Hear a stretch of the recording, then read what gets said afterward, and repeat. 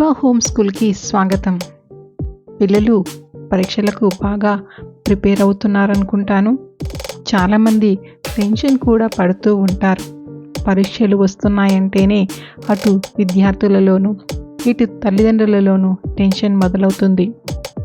మరీ ముఖ్యంగా బోర్డు పరీక్షలైతే ఇక చెప్పనక్కర్లేదు. బాగా చదువుకున్న వారు మరీ ఎక్కువగా టెన్షన్ పడుతూ ఉంటారు. తాము చదువుకున్న అంశాలు వస్తాయో రావో అని, పరీక్షలు సరిగా రాయగలనో లేదో అని ఆ టెన్షన్ తగ్గి బాగా చదువుకోవడానికి కొన్ని చిట్కాలు ఇక్కడ తెలియజేస్తున్నాను.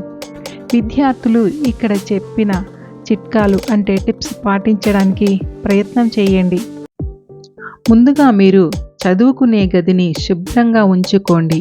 ఎక్కడి వస్తువులు అక్కడ అమర్చి పెట్టుకోండి. మీ గదిలో సామానులు చక్కగా అమర్చి ఉంటే మీ మనసుకు ప్రశాంతత కలుగుతుంది.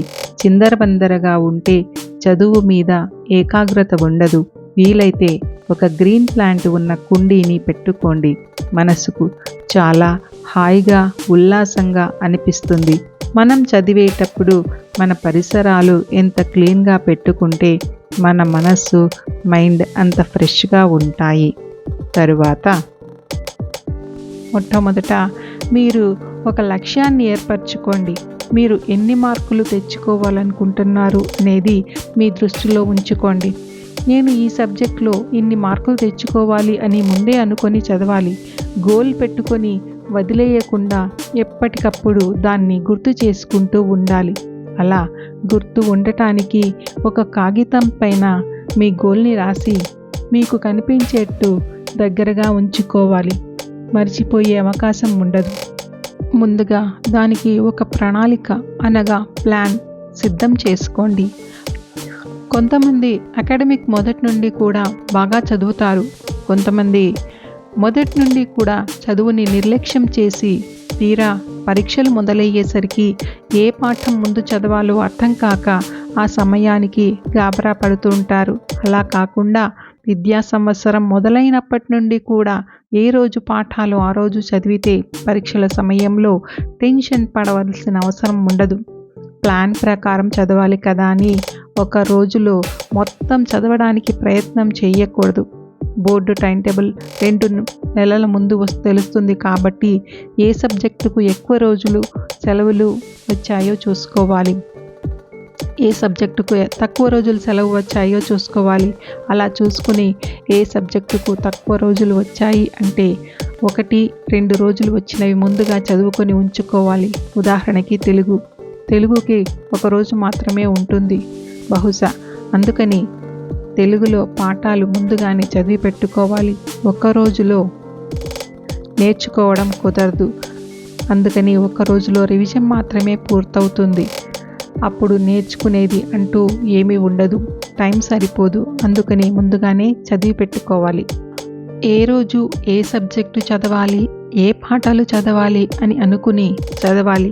ఏ రోజులో ఏమి పూర్తి చేయాలి అనేది కూడా ప్లాన్ చేసుకోవాలి. ఆ రోజులో ఏమి పూర్తి చేశాను అని గుర్తు పెట్టుకోవటానికి పూర్తి చేసిన వాటిని ఒక దగ్గర రాసి పెట్టుకోవాలి. అలా రాసి పెట్టుకోవడం వల్ల చివరికి కన్ఫ్యూజన్ ఉండదు. ఇక మూడవది, కొంతమంది విద్యార్థులు ఎప్పుడు పడితే అప్పుడు రాత్రనక పగలనక కూర్చొని చదువుతూ ఉంటారు. అలా కాకుండా సమయం కేటాయించుకొని చదివితే మనకు సమయం వృధా అవ్వదు. సమయ పాలన పాటించాలి. మీరు ఏ సమయంలో చదివితే మీకు బాగా అర్థమవుతుందో ఆ సమయంలోనే చదవడం మంచిది. ఎందుకంటే కొందరికి రాత్రులు నిశ్శబ్దంగా ఉంటుందని ఆ సమయంలో చదివితే బాగా తలకెక్కుతుంది అనుకుంటూ ఉంటారు. కొంతమంది తెల్లవారుజామున 4 గంటలకు లేచి చదివితే మైండ్ ఫ్రెష్గా ఉంటుంది, అప్పుడు బాగా తలకెక్కుతుంది అంటారు. అది వారి అలవాట్లను బట్టి ఉంటుంది. ఎలా అలవాటు ఉంటే అలాగే చదవండి. ఒక గంటలో ఒక పాఠం చదవాలని అనుకున్నారు. అయితే ఆ గంటలో ఎన్ని పెద్ద ప్రశ్నలు ఎన్ని చిన్న ప్రశ్నలు చదవాలో అనుకుని పూర్తి చేయడానికి ప్రయత్నం చేయాలి. ఒక పెద్ద ప్రశ్న 10 నిమిషాల్లో పూర్తి చేయాలని టార్గెట్ పెట్టుకుని కూడా పూర్తి చేయవచ్చు. అలాగా ఒక్కొక్క క్వశ్చన్కి టైం ఫిక్స్ చేసుకుని చదవడం వల్ల గాబరా లేకుండా ఉంటుంది. ఇక్కడ సమయ పాలన చాలా ముఖ్యము. మూడవది పాఠాన్ని అర్థం చేసుకుని చదవడం. మామూలుగా కొందరు బట్టి పట్టి చదువుతూ ఉంటారు. అలా పట్టి పట్టి చదివితే మనకు కొద్దిసేపు మాత్రమే గుర్తుంటుంది. అది కాక మధ్యలో ఏదైనా గుర్తు రాలేదనుకోండి, గుర్తు తెచ్చుకోవడానికి చాలా సమయం పడుతుంది. లేదా పరీక్షలో టెన్షన్తో మళ్ళీ అంతా మర్చిపోయే అవకాశం ఉంటుంది. అందుకని అర్థం చేసుకొని చదివితే మీకు పరీక్షలకే కాక తర్వాత కూడా గుర్తుండే అవకాశం ఉంటుంది. పాఠాన్ని ఒక కథలాగా అల్లుకొని చదవండి. దీని తర్వాత ఈ సంఘటన, దీని తర్వాత ఈ సందర్భం అని చదివి గుర్తుపెట్టుకుంటే మీరు ఎప్పటికీ మర్చిపోరు. చదివింది రాసి గుర్తుంచుకోవటానికి ప్రయత్నించండి. చదివిన జవాబును మీ సొంత మాటల్లో రాయడానికి ప్రయత్నించండి. అలా చేస్తే ఎప్పటికీ ఆ జవాబులు మీరు మర్చిపోరు. ఎప్పటికైనా గుర్తుపెట్టుకోండి, పాఠం మొత్తాన్ని ఒక అవగాహనతో చదివితే అందులో ఎక్కడ ఏ మూల నుంచి ఏ ప్రశ్న ఇచ్చినా జవాబు రాయగల సామర్థ్యం మీకు ఉంటుంది. ఇక ఇవన్నీ చేయాలంటే ముందుగా మీ ఆరోగ్యం బాగుగా ఉంచుకోవాలి. మంచి తిండి, మంచిగా పోషక పదార్థాలు, పోషక విలువలు కలిగిన భోజనం చేయడం మర్చిపోకండి. ఆరోగ్యమే మహాభాగ్యం అంటారు కదా. పరీక్షల సమయంలో మన ఆరోగ్యం మనం కాపాడుకోవాలి. లేకుంటే టెన్షన్తో తినకుండా నీరసించిపోయి పరీక్షలు సరిగ్గా రాయలేకపోతారు. ఇంత చేసేది పరీక్షలు మంచిగా రాసి మంచి మార్కులు తెచ్చుకోవడానికే కదా. అందుకని మీ ఆరోగ్యం మీ చేతుల్లోనే ఉంది. పోషకాహారం అంటే పండ్లు, పండ్ల రసాలు, కూరగాయలు, ఆకుకూరలు, ఇంట్లో వండినవి వంటలు, డ్రై ఫ్రూట్స్ లాంటివి. అంతేకాని పిజ్జాలు, బర్గర్లు కాదు. పరీక్షల సమయంలో ఈ పిజ్జా, బర్గర్లు, ఫాస్ట్ ఫుడ్స్, జంక్ ఫుడ్స్ వంటి వాటిని సాధ్యమైనంత దూరంగా ఉంచండి. పరీక్షల సమయంలో చదువుకోవాలి కదా అని తిండిని, నిద్రని నిర్లక్ష్యం చేయకూడదు. పరీక్షల సమయంలో కూడా 6 గంటల పాటు నిద్ర ఉండేటట్టు చూసుకోవాలి.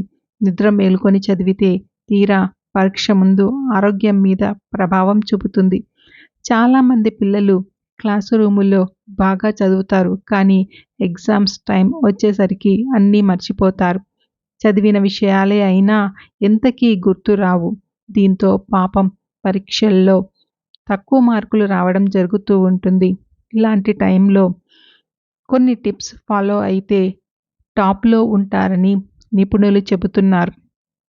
వీటిని ఫాలో అవ్వడం వల్ల పరీక్షలో చదివినవి గుర్తుంటాయని నిపుణులు చెబుతున్నారు.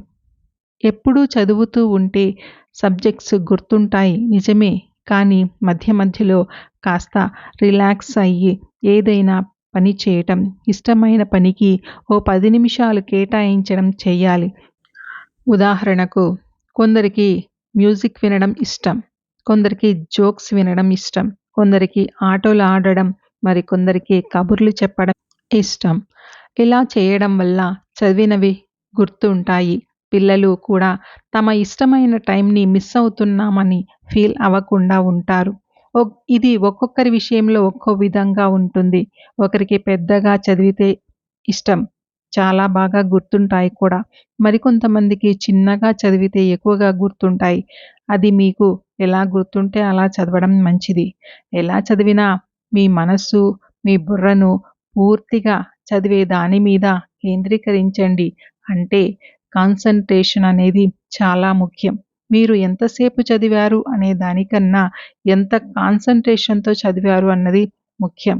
ఇక చివరిది, కొందరికి పరీక్షలంటే షివరింగ్, వణుకు పుడుతుంది, భయపడుతూ ఉంటారు. ముందు నుంచి చదువుపై శ్రద్ధ పెట్టకపోవడం వల్ల, చివరి సమయంలో చదివే కంటెంట్ ఎక్కువ, సమయం తక్కువ ఉండడం వల్ల ఇలాంటి పరిస్థితి వస్తుంది. ఎప్పుడూ కూడా పరీక్షల సమయంలో భయపడవద్దు. భయపడితే రాయాలనుకున్నది రాయలేరు, చదివింది కూడా గుర్తుకు రాదు. భయపడకుండా మీరు ఎంత చదివారో అదే గుర్తు పెట్టుకుని రాసి రండి. మీకేమైనా సందేహాలు అనిపిస్తే ముందు రోజే టీచర్ని అడిగి సందేహాలు తీర్చుకోండి. అప్పుడు మీకు ఒక అవగాహన ఉంటుంది. ఈ చెప్పిన టిప్స్ పాటించి పరీక్షలకు మంచిగా ప్రిపేర్ అవుతారని ఆశిస్తున్నాను. తర్వాత వీడియోలో తెలుగు పరీక్ష రాసేటప్పుడు లేదా రాయటానికి కొన్ని సూచనలు చెబుతాను.